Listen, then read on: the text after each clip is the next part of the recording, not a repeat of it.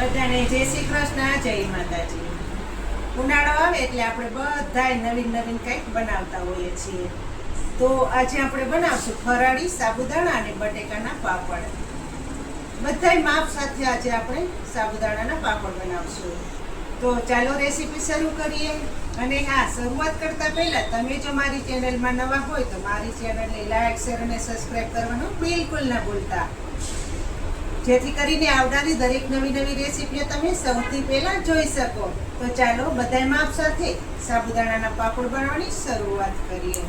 આપણે સાબુદાણાને એક રાત માટે પલાળવા મૂકેલા હતા, તેને હવે જોઈ લઈએ. જુઓ, એકદમ દાણો ફૂલી ગયો છે અને પાણીનું માપ પણ બરાબર જ થયું છે.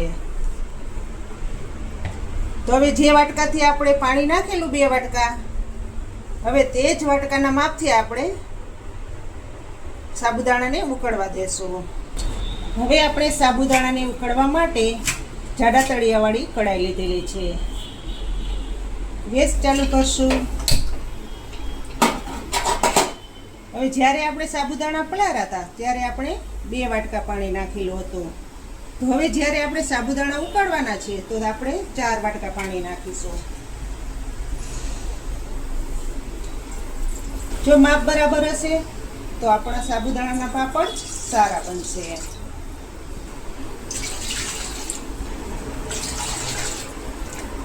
જુઓ મિત્રો, 4 વાટકા પાણી લીધેલું છે. 1 વાટકો આપણા સાબુદાણા હતા. સાબુદાણાનું પાણી ઉકળે ત્યાં સુધીમાં આપણે બટેકાની છાલ ઉકેળી અને તેનું છેણ બનાવી લેશું. આપણે સાબુદાણા 300 ગ્રામ જેટલા હતા, તો તેની સામે આપણે 200 ગ્રામ બટેકા લીધેલા છે. સાબુદાણાના અડધા બટેકા લેવાના. હવે આ બટેકાની છાલ તો ઉખેડાઈ ગઈ છે, તો હવે આપણે તેનું છેણ બનાવી લેશું. ખમણીમાં આપણે છેણ બનાવશું. તમે બટેકા બાફીને પણ નાખી શકો, તમારા પાપડ સારા બનશે. તો બંને બટેકાનું આ રીતનું ખમણ થઈ ગયું છે. તો હવે આપણે આ ખમણને પાણીમાં નાખી દેશું, જેથી કરીને આપણું ખમણ કાળું ન પડે. જ્યાં સુધી આ ખમણની જરૂર ન પડે ત્યાં સુધી આપણે આ ખમણને પાણીમાં જ રહેવા દેશું. જુઓ મિત્રો, સાબુદાણાનું પાણી ઉકળવા મૂકેલું હતું તે સરસ એવું ઉકળી ગયું છે. તો હવે આ પલાળેલા સાબુદાણાને પાણીમાં ઉમેરી દેશું.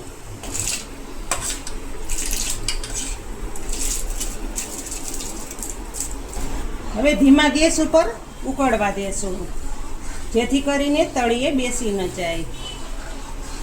સતત આ રીતે ચમચો ફેરવતા રહેવાનો. જેમ જેમ સાબુદાણા ઉકળશે તેમ તેમ સાબુદાણાનો કલર બદલાવા લાગશે.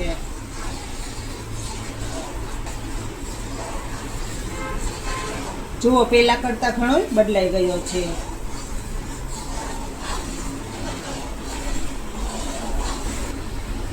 હવે તેમાં બાકીના મસાલા કરીશું.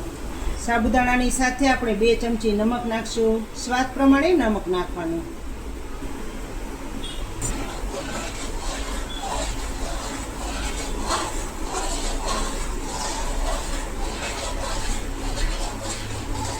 આ રીતે ચમચો ફેરવતા રહેવાનો. 2 ચમચી આખું જીરું નાખશું.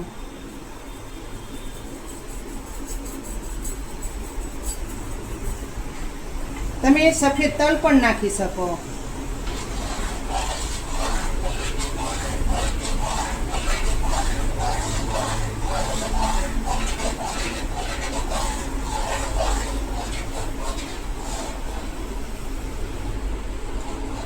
ગેસ ધીમો રાખવાનો.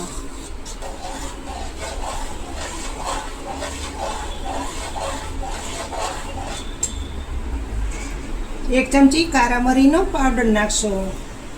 તેનાથી ટેસ્ટ ખૂબ જ સારો આવે છે.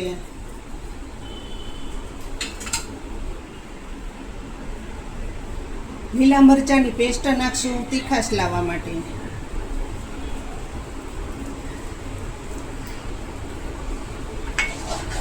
વળી પાછું ફેરવતા રહેશું ચમચો.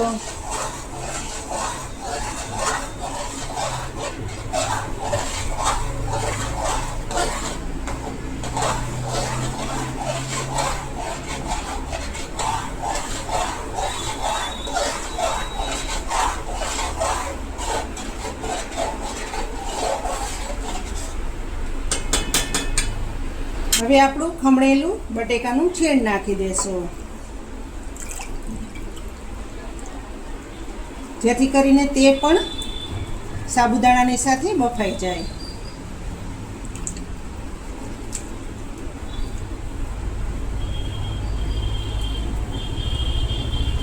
હવે આપણે સાબુદાણા જ્યારે ઉકાળવા મૂકેલા ત્યારે 4 વાટકા પાણી નાખેલું હતું.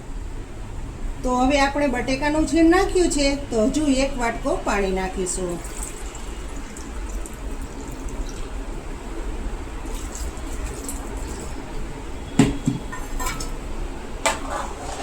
હવે પછી મિક્સિંગ કરી લેશું.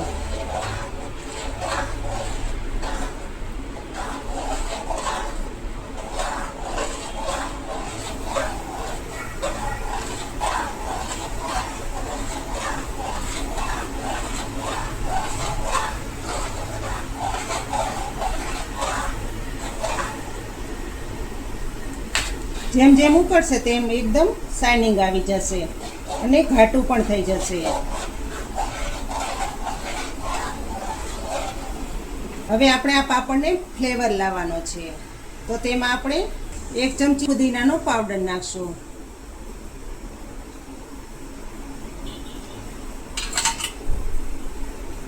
2 ચમચી ચીલી ફ્લેક્સ નાખશું,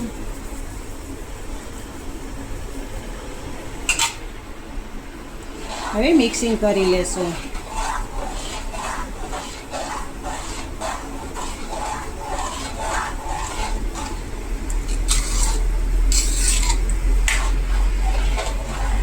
ગમે તે વાર પરબ આપણે રહ્યા હોય તો આપણે આ બનાવીને ખાઈ શકીએ.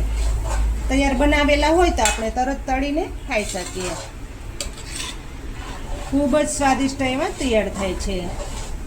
એમાંય નાખ્યો છે પુદીનાનો પાવડર, એટલે તો સ્વાદ 100 ગણો વધી ગયો છે.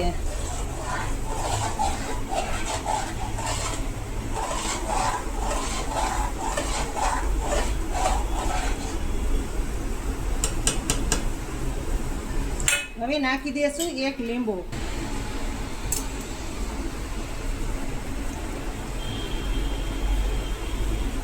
તેનાથી સફેદ તો થશે પાપડ, પણ ખાટા મીઠા અને ચટપટા થશે.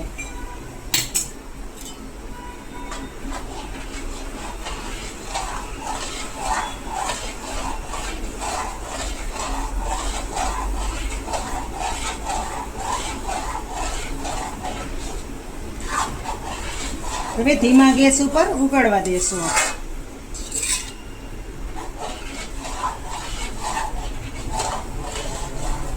મારી દીકરીને આ ખીચડી ખૂબ જ ભાવે છે, પણ એ અત્યારે હાજર નથી, દેશમાં ગઈ છે.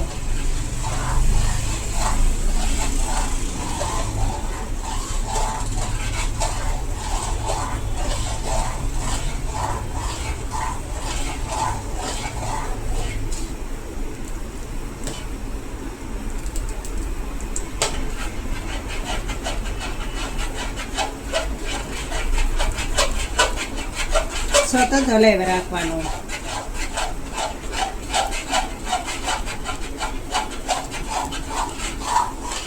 જુઓ 15-20 મિનિટ થઈ ગઈ છે, તો આપણું મિશ્રણ કંઈક આ જ રીતનું થઈ ગયું છે, જોઈ શકો છો ને.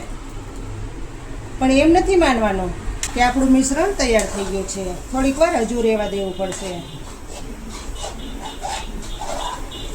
જેમ વધારે ઉકળશે તેમ પાપડ તૂટશે નહીં.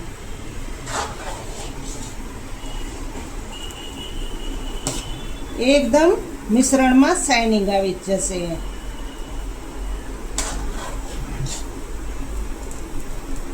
ને આપણું બટેકાનું ખમણ પણ હાઈ ક્લાસ એવું સોફ્ટ થઈ ગયું છે. બંને વસ્તુ હાઈ ક્લાસ મિક્સિંગ થઈ ગઈ છે. તમે જો બટેકા બાફીને નાખો તો ગાંઠા રહેવાની શક્યતા રહે છે, એટલે આ રીતનું તમે ખમણ બનાવીને નાખશો એટલે બંને વસ્તુ હાઈ ક્લાસ મિક્સિંગ થઈ જશે. જો હવે ગેસ બંધ કરી દેશું અને આ મિશ્રણને નીચે ઉતારી લેશું. જેમ જેમ આ મિશ્રણ હજી ઠંડુ થશે તેમ તેમ ઘાટું થઈ જશે. અત્યારે તો કંઈક આ રીતનું રાખેલું છે. આ મિશ્રણને ઉકળતા 15 કે 20 મિનિટનો સમય લાગે છે. ધીમા ગેસ ઉપર ઉકળવા દેવાનો.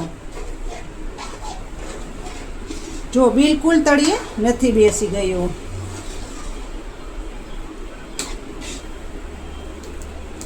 ઠંડુ થઈ જાય પછી આપણે પૂરી પાપડ બનાવશું. જુઓ મિત્રો, મિશ્રણ આપણું ઠંડુ થઈ ગયું છે. જો કેટલું ઘાટું થઈ ગયું છે ઠંડુ થયા પછી. જો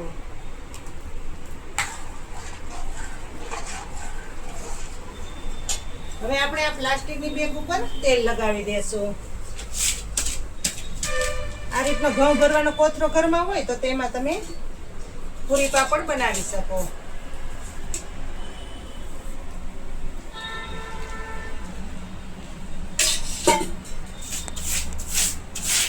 આ રીતનું તેલ લગાવી દેવાનું જેથી કરીને આસાનીથી પૂરી પાપડ ઉકળી જાય.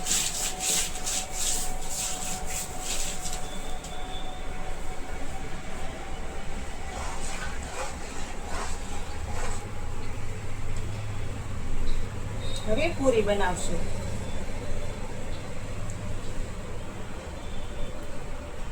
જાડા પણ નહીં અને પતલા પણ નહીં, આ રીતના બનાવશું.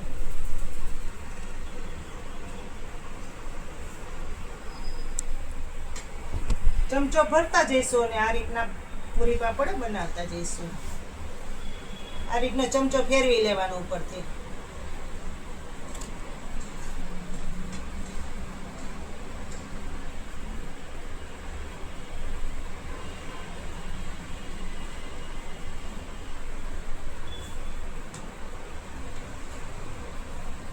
જેમ પતલા બનાવશો તો ઝડપથી સુકાઈ જશે. જાડા રાખશો તો સુકાતા વાર લાગશે.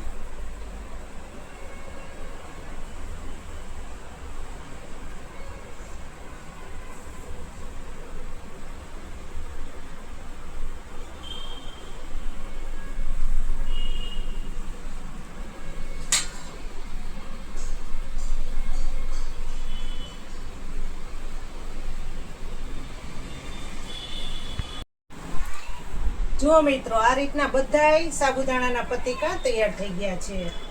અત્યારે તો આપણે પંખા નીચે જ રાખ્યા છે, પણ સવારે આપણે તડકો નીકળે ત્યારે તડકે સુકવશું. હજી જેમ સુકાશે ને એમ એકદમ સંકોચાઈ જશે. તમે પણ આ રીતથી ચોક્કસથી બનાવજો, કારણ કે ખૂબ જ સ્વાદિષ્ટ એવા તૈયાર થાય છે. મારા ઘરમાં તો દર વર્ષે એક ડબરો ભરીને હું બનાવું છું. બધાને બહુ ભાવે. જુઓ મિત્રો, આપણે પાપડને એક દિવસ માટે સૂકવવા મૂકેલા હતા. એક રાત આપણે ઘરમાં સુકવ્યા અને એક દિવસ આપણે તડકે સુકવ્યા. તો હવે સરસ એવા સુકાઈ ગયા છે. જુઓ, સુકાતા એકદમ પાપડ કાચ જેવા થઈ જાય છે. તો હવે આપણે આ પાપડને તળી લેશું. જુઓ, આપણું તેલ પણ સરસ ગરમ થઈ ગયું છે. તો હવે પાપડ નાખશું તેમાં.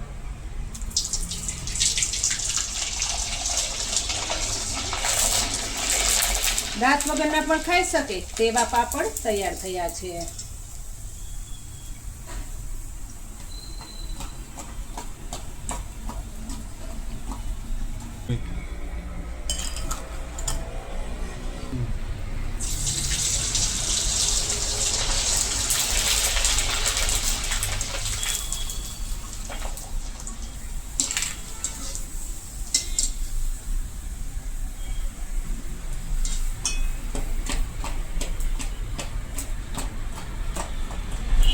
આપણે 300 ગ્રામ સાબુદાણામાંથી 100 જેટલા પાપડ તૈયાર થયા છે.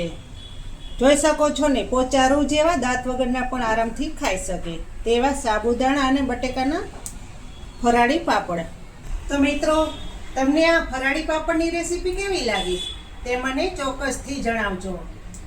અને આ ખરેખર આ રેસીપી ટ્રાય કર્યા જેવી છે. ખૂબ જ સ્વાદિષ્ટ એવા પાપડ તૈયાર થયા છે. તો ફરી મળીશું એક નવી રેસીપી સાથે. ત્યાં સુધી જય શ્રી કૃષ્ણ, જય માતાજી.